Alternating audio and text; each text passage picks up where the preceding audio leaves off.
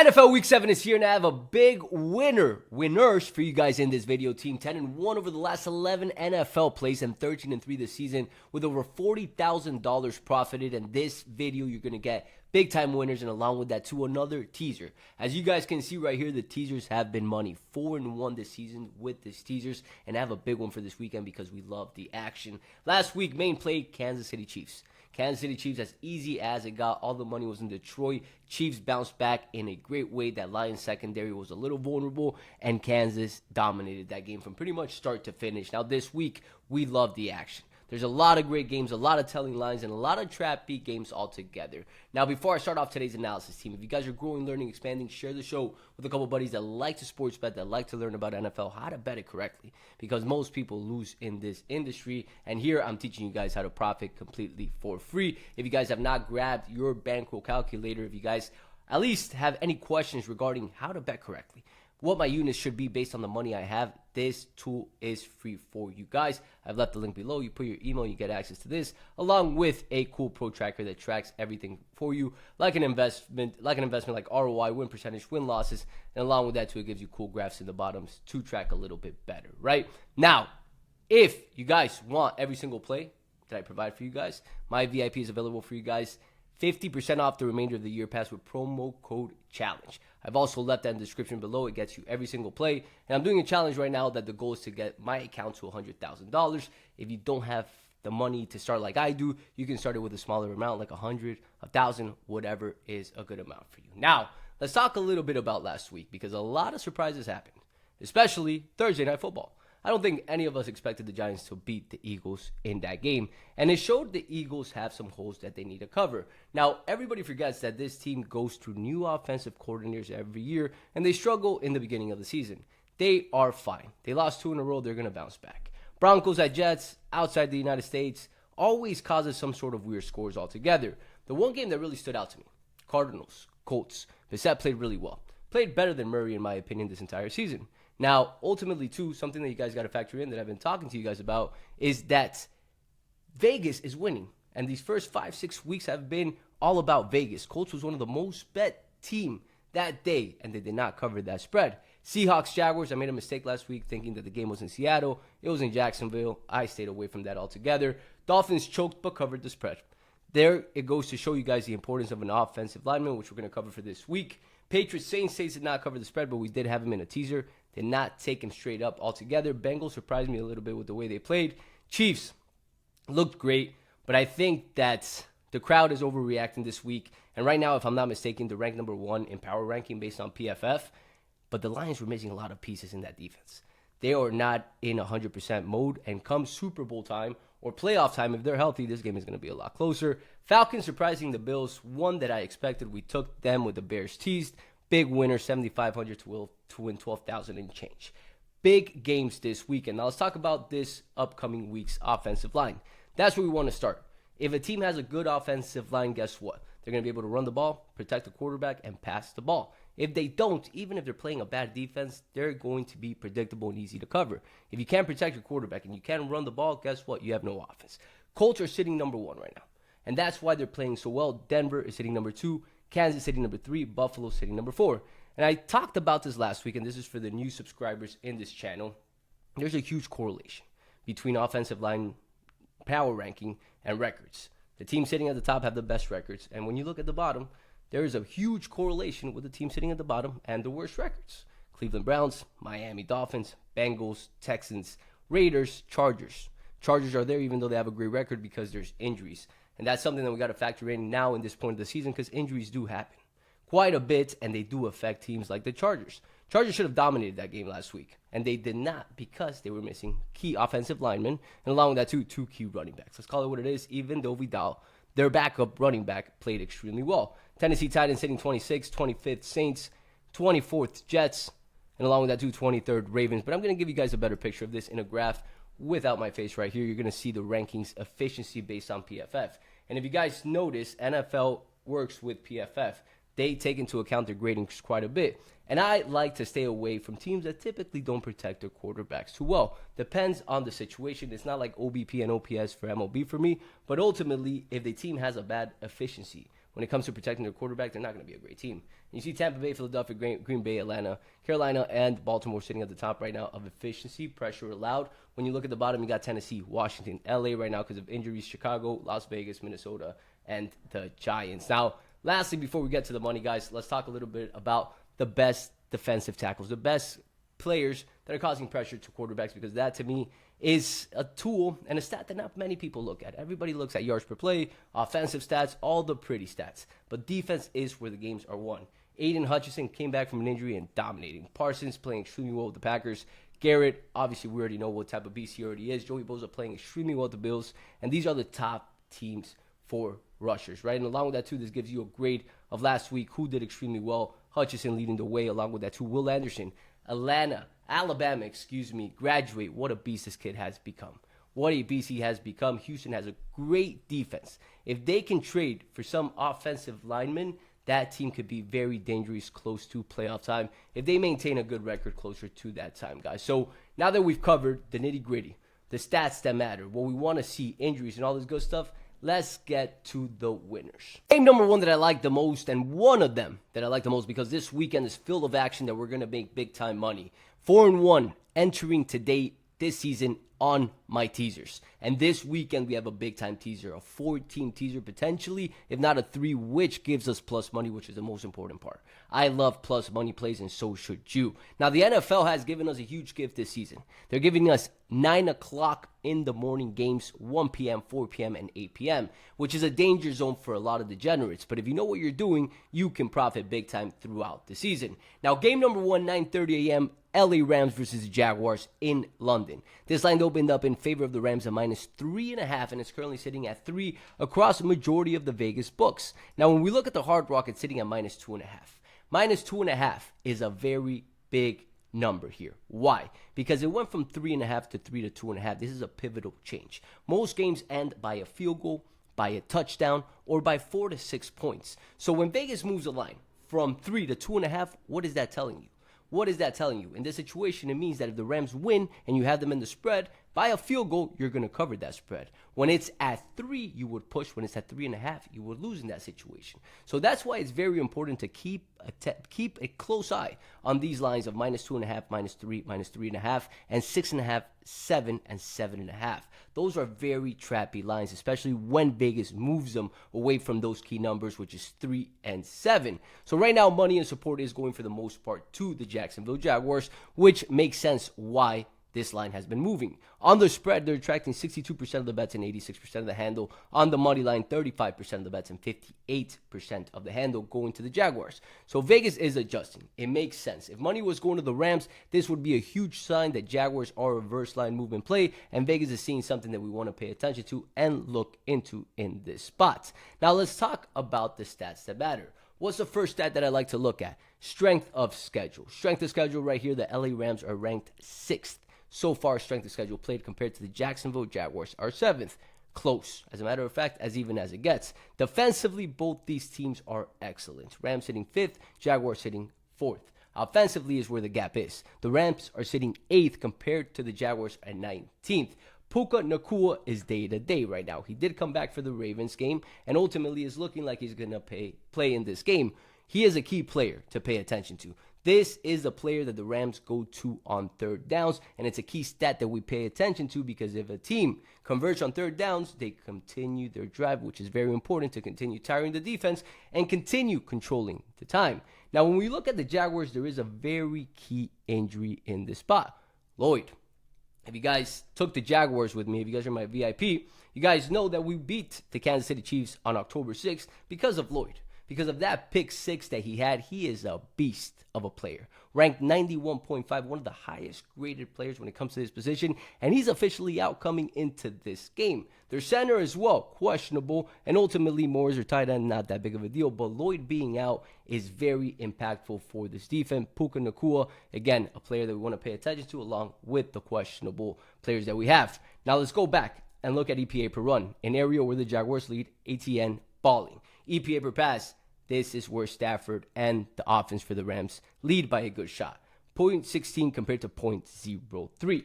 Now let's look at the stats that matter to see who really has an edge in this game. Remember, strength of schedule in this situation rather even. By one, the Rams lead. So ultimately, the stats will make sense. We don't have to adjust based on strength of schedule. What's stat number one that I like to look at? Yards per game, an area where the Rams lead 375 compared to 331.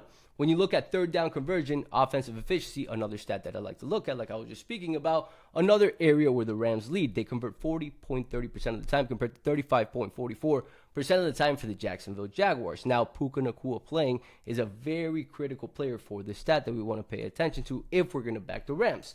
Red zone scoring efficiency is an area where the Jacksonville Jaguars lead 55% compared to 50%. And again, Puka Nacua is a key player in that red zone efficiency. Defensive efficiency, this is where the Rams lead, and the majority of the categories, as you guys can see right here. Opposition red zone scoring percentage, 44.44% compared to 52.94 for the Jacksonville Jaguars. The Rams lead, and on third down conversion, 36.47% for the Rams compared to 41 for the Jaguars. Turnover margin, an area where the Jaguars lead by a little bit. When you look at the head-to-head here, guys, the Rams have been dominant, 3-1 over the last 4. But not too significant. As a matter of fact, not significant at all. Last time they played was 2021, 4 years ago. Players changed, coaches changed, the NFL has changed as well. Last time they played, I guarantee you they did not think they were going to be playing the next game in London in this spot. So I do like the Rams here. I do want to pay attention to where the money is going. As you guys know, we've been playing with Vegas, not against Vegas. But I like this spot for the Rams. They're the better team. They have a better coach. A coach that has been with them for quite some time compared to the Jaguars, which are going to be a great team. This coach is looking great, but it's his first year with them, which are going to have hiccups compared to a team that is Super Bowl bound, potentially, right? Or a deep playoff run. So ultimately, I do like the Rams. I take him on the money line here again. We're going to pay attention to this closer to game time, but this is the game number one that I like for the day. Let's talk about game number 2. One of the better games and one of the better storylines of the weekend, which is Philadelphia Eagles versus the Minnesota Vikings. This line opened up in Philadelphia's favor at -2.5, and it's currently sitting around -1.5 in majority of the books. Max -2, as you guys can see right here. Money and support is going to the Philadelphia Eagles. When you look at the spread, they're attracting 69% of the bets. When you look at the handle, the cash, 78% of the bets. On the money line, very similar situation. As a matter of fact, more in that spot. They're attracting 78% of the bets and 73% of the handle. The public loves the Eagles to bounce back in this spot after back-to-back losses and after losing in primetime game versus the Giants that nobody expected them to, right? And everybody is looking for this team to bounce back. The Vikings coming off a bye week, a very important thing that you guys need to keep in mind. Now let's look at the stats that matter here. Strength of schedule, it matters, and the Eagles lead by a long shot, 12th to 27th. Defensive stats, the Vikings lead 2nd to 9th offensively. The Eagles lead 15th to 26th. EPA per run, an area where the Eagles lead Saquon Barkley. You guys know that, right? EPA per pass, they also lead in the situation. Now, the big question mark for this weekend is who's going to be the quarterback for the Vikings. J.J. McCarthy has been in practice. His status is to be determined. But the backup, I trust a lot as well, which is Wentz, and he's facing his team that let him go. And ultimately, one thing that you guys got to keep in mind is Kevin O'Connell. The quarterback whisperer is 2-0 coming off a bye week. A very important stat to matter because after a bye week, they're preparing for one team slowly for 2 weeks, which matters. Now, let's look at the stats that matter for this game. Yards per game, it favors Minnesota. When we look at third down conversion, both offensively and defensively, an area where offensively, you see the Philadelphia Eagles lead. Third down conversion, 34.67% of the time compared to 31 for the Minnesota Vikings. Red zone scoring percentage touchdown, Philadelphia Eagles with the tush push, 87.50% compared to 66.7% for the Minnesota Vikings. On the defensive end, that's the area where the Vikings do lead on both third down conversion and red zone efficiency, guys. Turnover margin, an area where the Philadelphia Eagles do lead. But when you look at home court, now in this point of the season, we want to pay attention to home. And home matters, and it's an area where Minnesota leads in turnover margins. Defensively, they lead as well. When you look at the offensive side of things, they do lead in one of the categories, which is third down conversions. Offensively, though, red zone scoring is an area that the Eagles still lead. But ultimately, guys, the Vikings are a different team at home. But strength of schedule does matter in this spot as well, and it favors the Eagles significantly. Now, over the last two, they have been playing quite a bit over the last 10 years, at least a little bit more than the game we just covered, right? But Minnesota's 2-0 over the last two in Minnesota. Again, not a stat that you got to pay attention to too much. Last time they played in Minnesota was 2019. Prior to that, 2013, 12 years ago, right? At the Hard Rock, this line is still sitting at -1.5, and I did find some piece of information that's going to be interesting. Ben Fox covers a lot of information for Yahoo, ESPN, and VSIN. And right now, based on ESPN stats, which we don't have, VSIN only covers DraftKings, the Eagles are the second most bet team this weekend. 82% of the tickets are going to the Eagles at -1.5. And the line opened up at -2.5, and it's gone to -1.5 in this spot. So you're catching reverse line movement. Why? And what is reverse line movement? I'll explain it really quick. Vegas wants to attract 50% of the money on one side and 50% of the money on the other side. That way they make the VIG. The VIG is that -110. You're always paying 110 to win 100, right? They win those $10. So when money goes more in favor of one team, they're going to make that team more of a favorite, right? They're going to make it more expensive to buy them. So instead of them being -155, they're going to be -165, -175 because the money's on them and they want to make the underdog more attractive by making the price of them more attractive, right? They'll be +130, then +140. But when that doesn't happen, when the money's going to the Eagles, they should be going to -4, -5 because they want to even out the line. When the line is pushing down, that means sharp money's coming on the Vikings, or potentially they're seeing something that they made a mistake on and they're adjusting clearly, right? So that's playing with Vegas. I hope that makes sense. I have made a video explaining how to go over line movements, how to read reverse line movements specifically for NFL. It's actually pinned in my YouTube channel so you guys can watch it.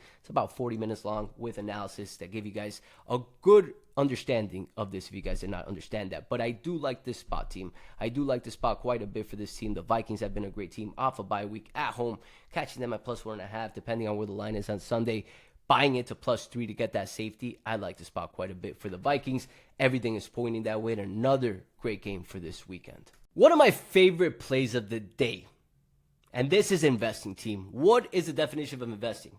You buy low, you sell high, and then you buy low again. In the markets, that's how you really make the money, right? Or you hold long term, even through a crash. But ultimately, as a day-to-day trader, which is very correlated to what we do on a daily basis, the goal is to buy low, sell high, and profit and get an edge each day.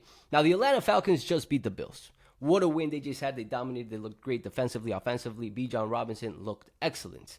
Now they're going to San Francisco to play the 49ers.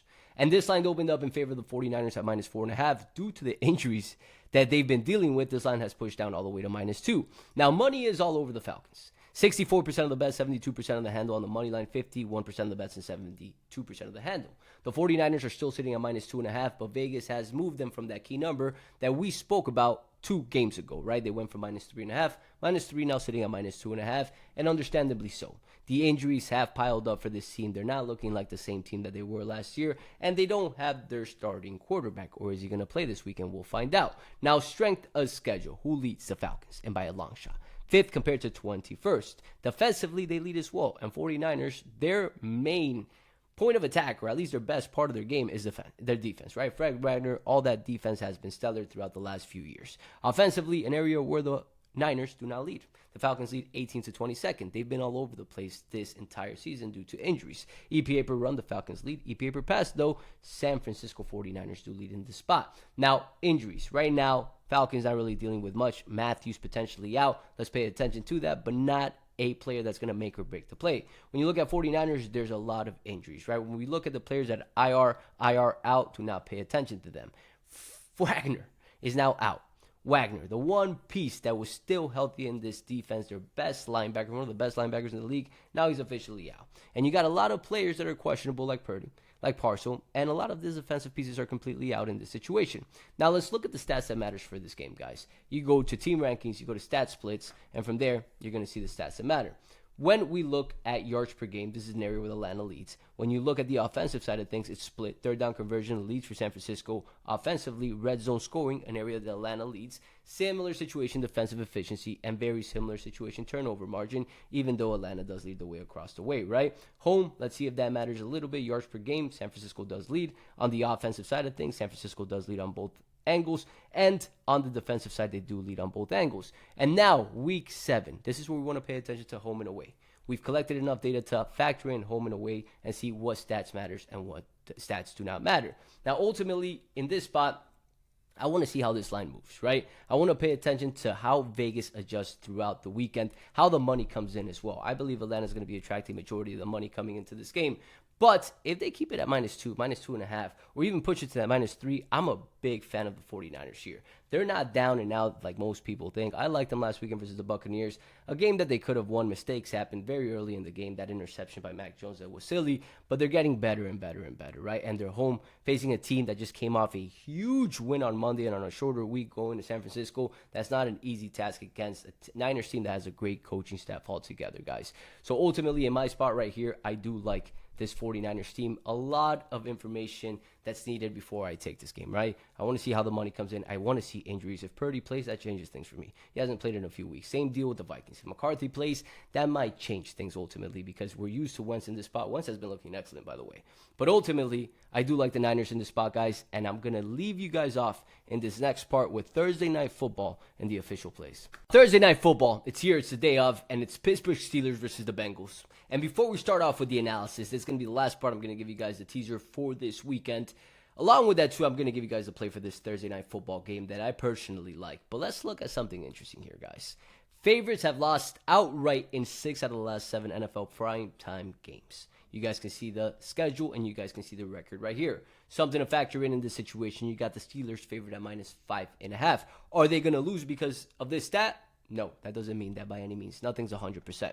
Now, this line opened up in favor of the Steelers at -4.5 and is currently sitting at -5.5. Money and support, you look at the spread, rather even actually. 54% of the bets going to the Steelers, 46% of the bets going to the Bengals, right? On the money line, you're seeing a little bit more bets going to the Steelers. 77% of the action going to them, but not that much of the cash. More cash going to the Bengals, meaning sharper action is going to the Bengals in the spot. And understandably so, they're plus 200 in a primetime game. It makes sense why money and support is going a little bit more towards the Bengals.